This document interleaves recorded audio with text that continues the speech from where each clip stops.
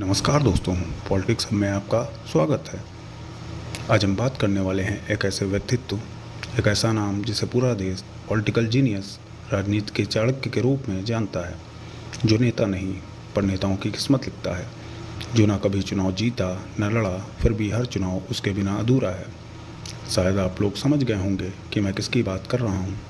अरे नहीं समझे, आइए समझाता हूँ।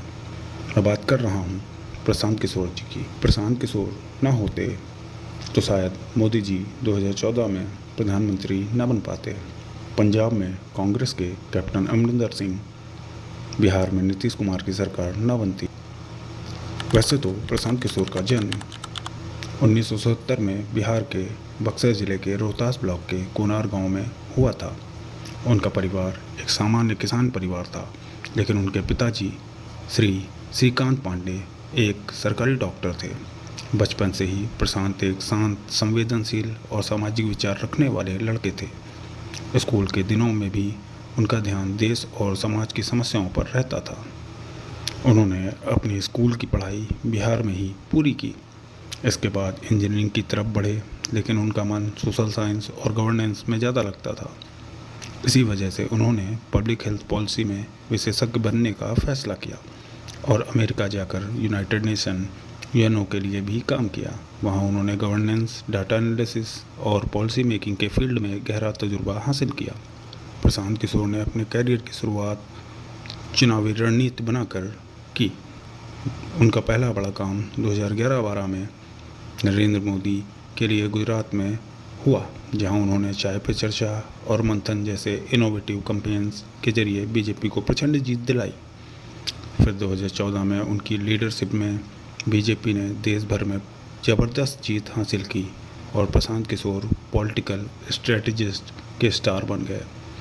उसके बाद उन्होंने नीतीश कुमार के लिए 2015 में बिहार इलेक्शन जिताया, पंजाब में कैप्टन अमरिंदर सिंह के लिए कांग्रेस को जीत दिलाई और वेस्ट बंगाल में ममता बनर्जी के लिए टीएमसी को लैंडस्लाइड विक्ट्री दिलाई। वाईएसआर कांग्रेस जगनमोहन रेड्डी और आपके अरविंद केजरीवाल को भी जीत दिलाई। उनका सबसे बड़ा काम था वेस्ट बंगाल 2021, जहां बीजेपी के फुल फोर्स के बावजूद उन्होंने ममता बनर्जी की पार्टी को जीत दिलाई। प्रशांत किशोर एक कंसल्टेंट या स्ट्रेटजिस्ट नहीं, बल्कि एक विजनरी थिंकर हैं। उन्होंने देश के हर चुनाव में जनता के मुद्दों को प्राथमिकता दी। Data driven politics, clean campaigning और यूथ पार्टिसिपेशन के एडवोकेट बन गए। उनके काम राजनीति में प्रोफेशनलिज्म और ट्रांसपेरेंसी लाना था, जो उन्होंने साबित कर दिखाया।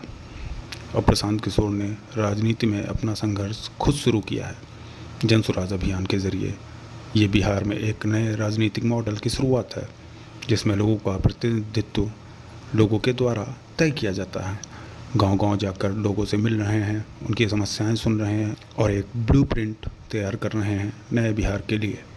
उनका कहना है, बिहार सुधरेगा तो देश सुधरेगा, और इस बार नेता लोग नहीं, लोग अपने नेता को तय करेंगे।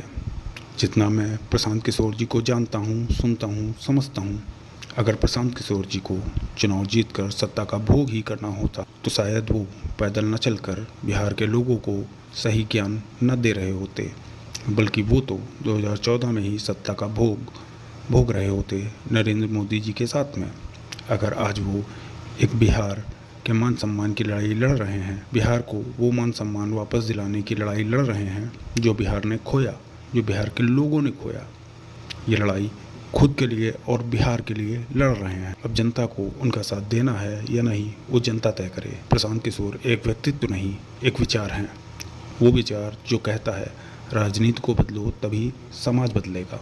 क्या आप तैयार हैं एक नए बिहार के लिए? अगर हाँ, तो इस वीडियो को लाइक करें, शेयर करें और चैनल को सब्सक्राइब जरूर करें। जय हिंद।